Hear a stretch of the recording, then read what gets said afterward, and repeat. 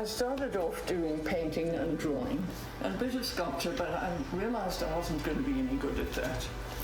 And so painting, drawing from life and in the studio, we did figures, we did compositions, and I mean, I loved that. And we did oils at the art school, and tempera, which was interesting, and printmaking. Maybe I've enjoyed, on the two-dimensional level, I've enjoyed pastels the most, and perhaps because I got introduced to these large pastels that have very intense color. These are lovely to use, and you cannot do much detail with them, so you sort of have to use them like a brush almost. I guess I always knew at a very young age I was going to be an artist or a painter, and obviously that must have a lot to do with my growing up with an artist, growing up with Margaret. And the fact that whatever was happening with her artistically was kind of coming in to me through osmosis almost. And I think, growing up in the environment of an artist is going to affect you. And it wasn't just Margaret, it was other, people in her life, other artists that I was around, that we were around as a young boy. Some of those artists were, very established British artists, like Tony Heighton, Ralph Allen, David Andrews, that had studied in London at the Slade, and studied with Lucian Freud, and hung out with Francis Bacon in the kind of School of London. And it's interesting because those artists, although I maybe wasn't, seeing their work as much, they actually, as a young man, I started really becoming interested in a lot of that kind of British figurative school that started in the 50s, that a lot of these artists were involved in. So there was this kind of interesting coming together of my mother's friends and where my artistic practice was going in grad school. And the other great thing about Margaret and I, we agree on a lot of art, but we also disagree on a lot. And so we've had so many conversations over the years about painting, and sometimes we're on different pages, but it's very important for me knowing how she feels. And sometimes I'll react strongly and say, no, I disagree. Well, you like this and I like this. We're different. And then I'll kind of come back to what I was doing and go, damn it, she's right. If Daniel has influenced me, I think perhaps the two night pieces, yes. Because I've done them recently and I haven't been doing a lot of oil painting. And Daniel did talk to me about them, and he had some good suggestions, and I would say it definitely influenced me in those. I must say I was grateful for it. Yeah, and those are a bit different from what I usually do. I've enjoyed drawing buildings as well, and some sort of city scenes, although I try to get a more intimate sort of view rather than a whole city, if you know what I mean.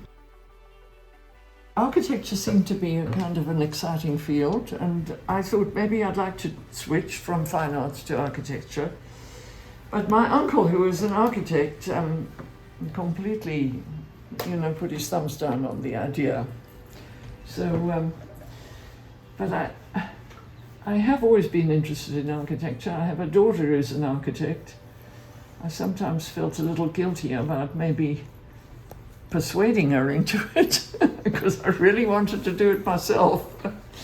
Maybe capture a certain likeness, but I cannot work a piece up to the level that he can. I just cannot do it. I must say, looking at his paintings, they're quite, they're sort of intimidating, really.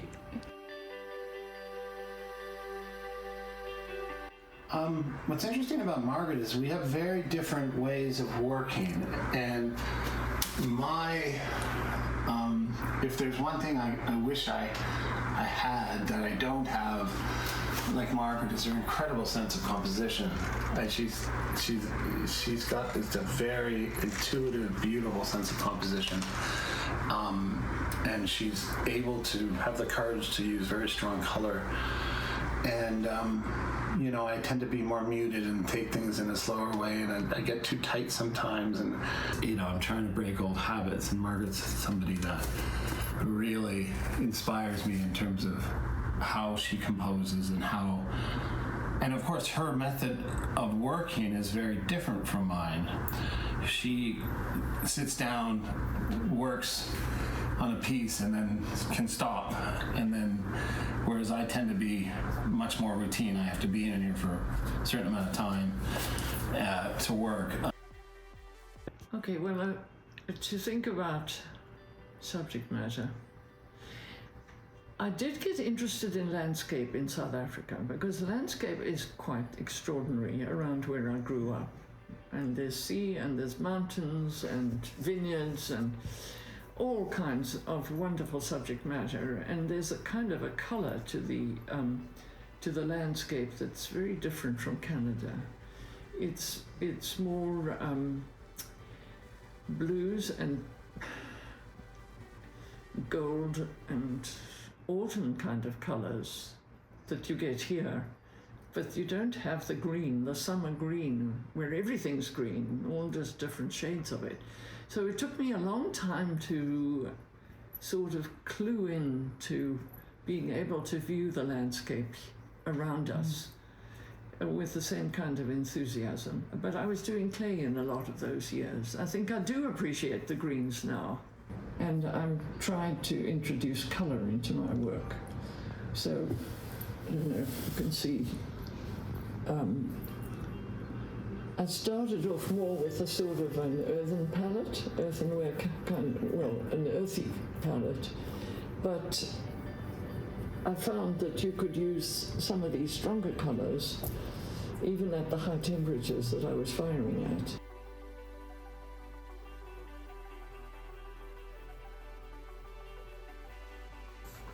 In ceramics, the challenge is form, and the skill to make the forms that you have in your mind takes a long time to learn, and you're always going after this elusive thing.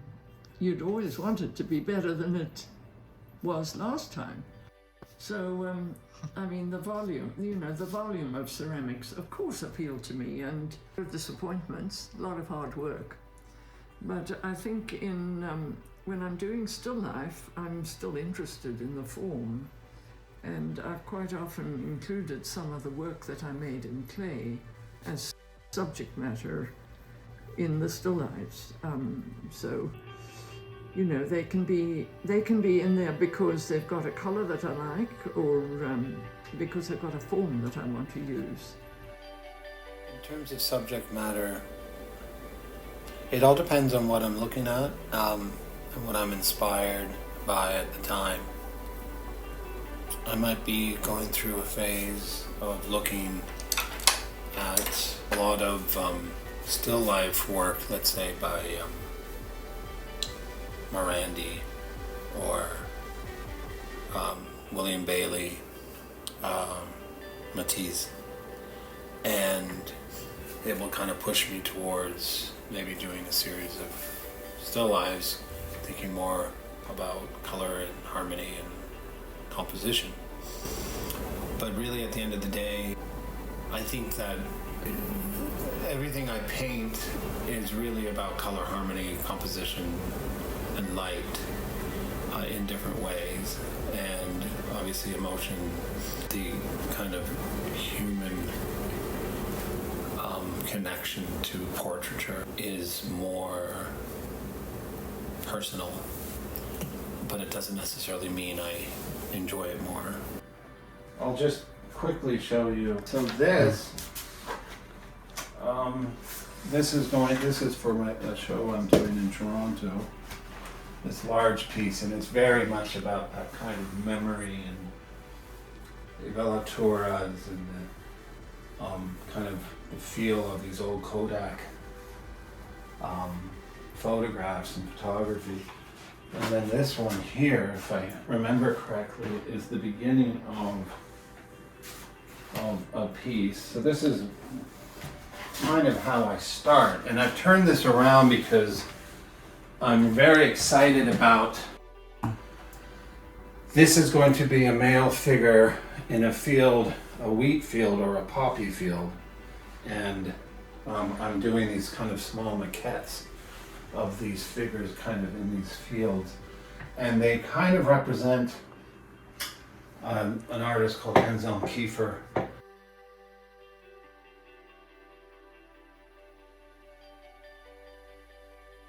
But maybe a bit more recently, I've got interested in the shipyards in front of my building, where, again, if you look at some of the details of the boats and the juxtaposition of the colour of the boats and the water and the reflections, so I've worked on I've made some tentative efforts to do some, to work on some of those. And I think it'll be interesting to see Daniel's work next to mine. He always was a drawer, and I must say I never wanted to teach him anything as a child, because I have the feeling that when you do try and teach small children things about drawing and painting, it inhibits them. But there's a natural development to children's art that I strongly believe in. And I always thought that colouring books were an inhibition to children, so we never bought them. If they got into the house, it wasn't because I bought them. And what we did have was reams of computer paper or printing paper that came out of the early printers that would be stretched out across the floor, maybe 6 feet long. And I know that Daniel and one of his friends, Adam Bristow, used to spend hours drawing on these things, and the drawing would just go on and on and on. And I'm sorry I haven't kept enough of those. I'm not nervous about doing the show. I mean, I think it was a stimulus to do some more work, actually. So, I mean, what I'm showing are almost all newer pieces. A lot of love in this. This has a lot of love. That piece has a lot of love. The ones that aren't finished are going to get their love. And they're already on their way to getting their love. So I think I'm going to work on them today, actually.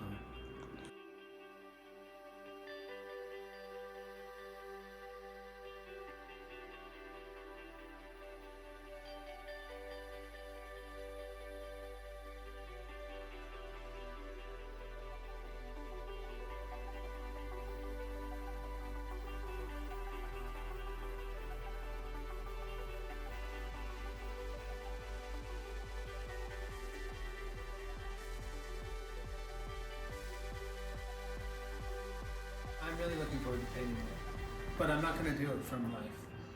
I think I'll probably work from photographs. Well, I'm not sure what I'll do.